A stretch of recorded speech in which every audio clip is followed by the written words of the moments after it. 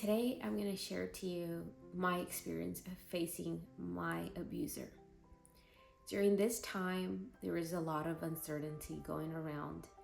And to be completely honest, I didn't think that I would possibly ever confront him of what he did. I would never have imagined me going up on the witness stand and testifying of what happened to me in front of him and in front of complete strangers. And today I want to share my story because maybe you are going through something similar. Maybe you are about to step in on stand and testify, and you might have fear. Because let's be honest, that is such a terrifying thing to do when somebody cuts your voice, when somebody takes away who you are, your freedom. It takes a lot as a survivor to get your voice back.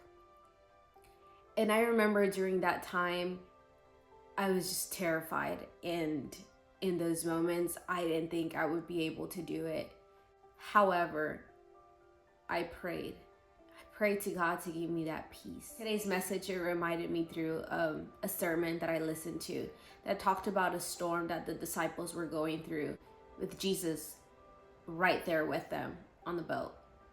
And in that moment, when the storms were coming in, the disciples were so afraid.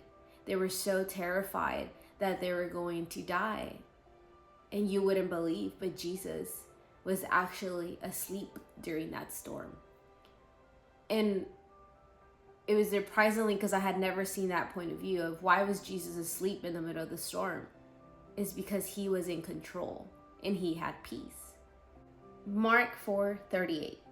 Jesus was sleeping at the back of the boat with his head on cushions. The disciples woke him up, shouting, "Teacher, don't you care that we're going to drown?" When Jesus woke up, he rebuked the wind and said to the waves, "Silence, be still."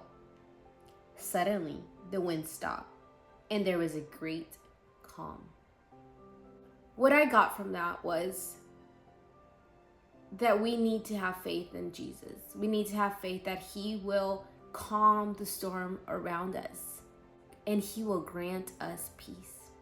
What I got from that message was that in the storm, Jesus is right there with us. And he has the power, he has the authority to calm those storms. And he will give us peace.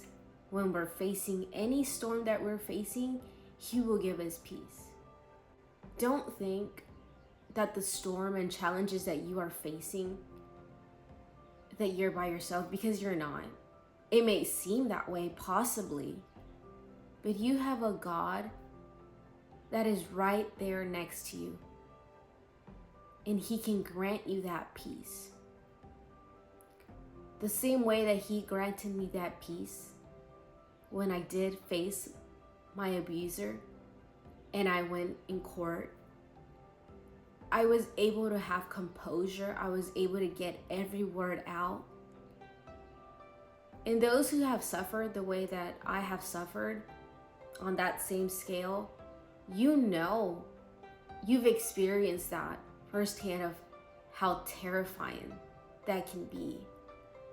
How our PTSD can come out by situations, by smells, by just seeing them. And we can lose control of we can lose control of our voices. We can shut down, our brain can shut down. I felt that. I felt like I was going to shut down. I felt like I was going to throw up. I felt like I was shaking.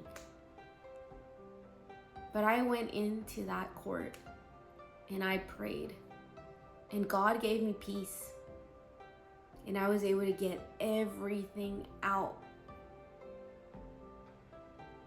Now, was I still facing challenges? Yes. But I had peace in my heart. And I want to leave you with that. No matter your circumstance, you're not facing it by yourself. You have a God that gives you hope, that gives you peace through those storms. So seek out to him.